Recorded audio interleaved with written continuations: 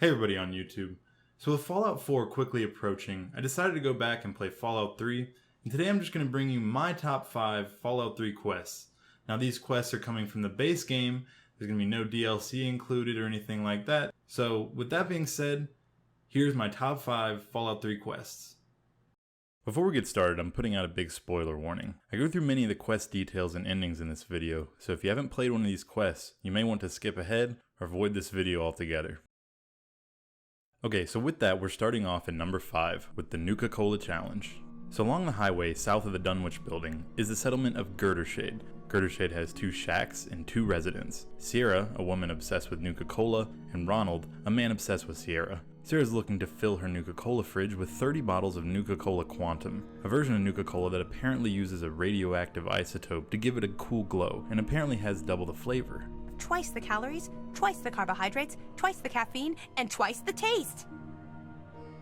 Anyway, you quickly figure out Ronald is really only interested in sleeping with Sierra, and this is where one of my favorite dialogue options in Fallout 3 comes into play. If you play as a woman, which I do pretty often, you can get the Black Widow perk, which opens up certain dialogue options when talking to men that you couldn't otherwise use. In this particular example, you can convince Ronald that if he goes and gets the 30 Nuka Cola Quantums, that you will participate in a threesome with him and Sierra.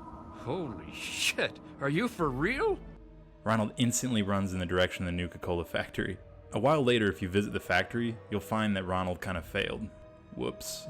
This is just a fun little side quest. There are a few different ways to finish the quest, but each one gets you the Nuka grenade schematics. And the Nuka grenades it produces do some good damage.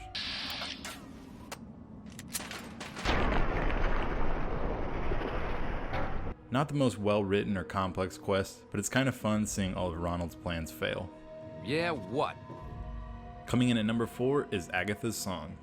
While wandering in the wasteland to the west of the scrapyard, where you find dog meat, you may find a little secluded shack inhabited by an old woman named Agatha. Agatha apparently trades with caravanners for supplies by playing songs in person and over a private radio station on her homemade violin. Apparently her great-great-grandmother's sister Hilda, who owned a rare one-of-a-kind violin, Stradivarius, left the family to live in Vault 92, a vault whose apparent purpose was to preserve musical talent. When the bombs started to fall, the family never saw Hilda again, and Agatha wants you to go find the violin. After finding the location of Vault 92 by fighting your way through the Vault Tech headquarters, you can venture onto the vault. It isn't a terribly difficult vault to explore, though you may get in some trouble with the Deathclaws outside of it.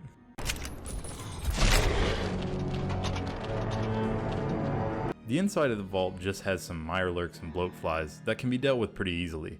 The fun part of this quest for me was reading and listening to all the notes by the vault dwellers. Apparently the vault was actually an experiment in using white noise to implant subliminal messages to its residents. The messages were changed to be violent by the overseer per Vault Tech instructions, and the vault dwellers went crazy, killing everyone in the vault. The overseer has been implanting these murderous intentions in the entire vault population without my knowledge. Half the vault is dead. The other half, fighting for its life. Good luck to all of us. And may God have mercy on our souls. One of my favorite Easter eggs is finding the computer to unlock the studio where Stradivarius is kept. If you read the messages on the console, you'll find that Agatha's distant relative Hilda apparently had a relationship with her recording supervisor Parker, and that he thought they had a wonderful session, and that he had some new techniques he wanted to try. Funny little backstory bits like that are what makes Fallout awesome. Anyways, once you get the violin back to Agatha, she will give you the frequency to her station, so now you can wander the wasteland and kill raiders while listening to classical music. Awesome.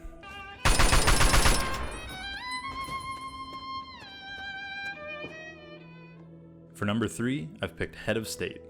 I think I picked this one simply for the sheer number of times I've played it. I'm pretty sure all my playthroughs have had this quest checked off. Head of State starts when you find the Temple of the Union, a hideout for some runaway slaves. Even when I was an evil character, I couldn't help but feel for the slaves at the temple. Hannibal Hamlin leads the group and wishes to lead his followers to retake and rebuild the Lincoln Memorial, which is obviously fitting for some runaway slaves. Though apparently first their stonemason Caleb needs a picture of the site so he can make preparations for rebuilding. Not sure why you can't do that after you get there, but what do I know. Getting the photo involves going to the National History Museum and searching for it at the Abraham Lincoln exhibit. The exhibit is filled with feral ghouls, which constantly scare the crap out of me, and a few times they gang up on you, making it a bit difficult. But going through the exhibit you find many different Lincoln artifacts, including his hat, his rifle, and a ton of other stuff.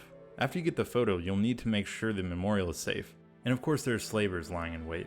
At this point, you can either side with the slavers or the slaves, and I just can't side with the slavers on this one, no matter how evil I am. I just love the concept of them rebuilding too much, so I just end up destroying the slavers.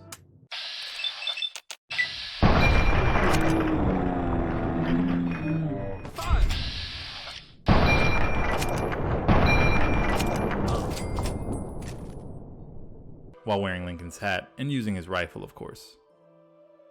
This allows the former slaves to move in. They eventually put Lincoln's head back on and will greet you as their hero. You can also sell all the Lincoln artifacts to Hannibal, however I always keep the hat and the gun. The Lincoln repeater is one of the best weapons of the game, so yeah, I'm keeping it. And I may also use a speech check to get some extra caps for the artifacts. Hey, the Wasteland is a tough place. Gotta get paid somehow. Overall, it's a great quest. It's well written and it works well with the DC setting. I can remember visiting the memorial as a kid, and it's pretty cool to see a quest take place there. They really got the feel of the memorial right, while still being in the alternate reality of Fallout.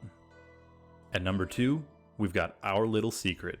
Wandering a bit south of Megaton, you may happen upon the lovely town of Andale. Andale is, according to the residents, the #1 town in the United States. Who decided that? Who knows? Andale has 3 houses, and at least one of the residents, Old Man Harris, really thinks you should leave. Get out! Get out while you can!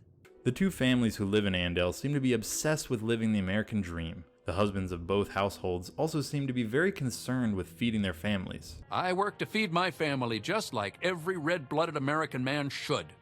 Why, a man that can't keep his family fed isn't any kind of man at all. No, sir. Sound like good guys to me.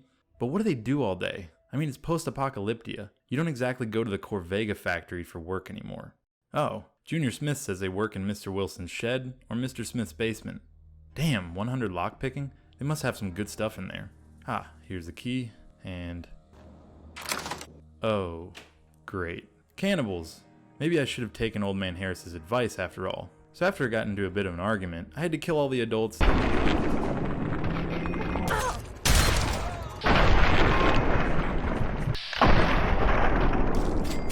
And now the kids live with Old Man Harris. What a happy ending.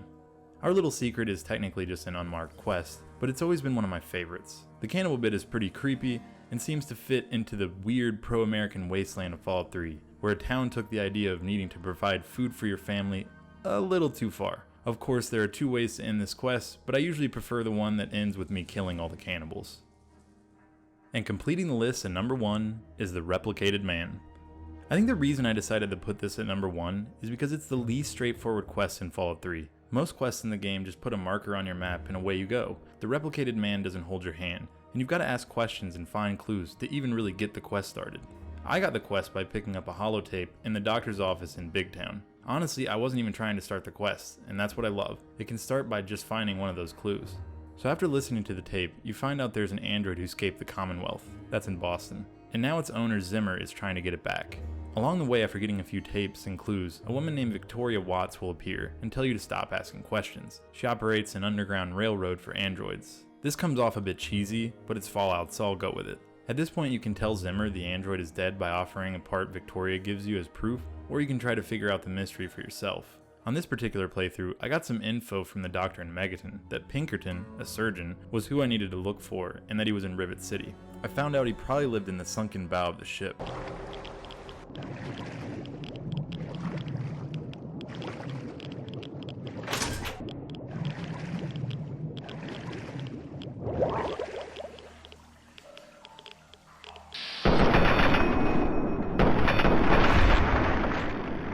After almost drowning and killing some Mirelurks, I found the doctor, who quickly caved and told me the android is Harkness. Fine, whatever. This android calls himself Harkness now. The head of security in Rivet City. Once you get this far, you can go several different ways, some giving you negative karma, some giving you good. I went with the good karma route, and Harkness gave me his unique plasma rifle after I revealed to him that he was an android who had his memory wiped. During that conversation, Harkness said we should kill Dr. Zimmer. All right. I authorize you to carry out Dr. Zimmer's execution. So I shot him in the face. Cool idea for a quest, and it's got a good ending. And for bonus points, the Replicated Man directly references the Commonwealth and the Institute, both locations that will be featured in the upcoming Fallout 4. And considering some of the early footage we've seen, I think we can expect to see more androids soon. Okay everybody, that was my video for this week. I hope you liked it. If you did like this video, give me a thumbs up. If you didn't, I think you know what to do. Leave me a comment in the comments section and hit that subscribe button if you want to see more videos like this. And just so you know, coming up on about November 10th or November 11th, depending on how my schedule works out, I'll be doing an unboxing of the Fallout 4 Pip-Boy edition. And then after that, I'll be definitely doing a lot of Fallout 4 content. So, you know, subscribe and keep looking for that. See you in the next one.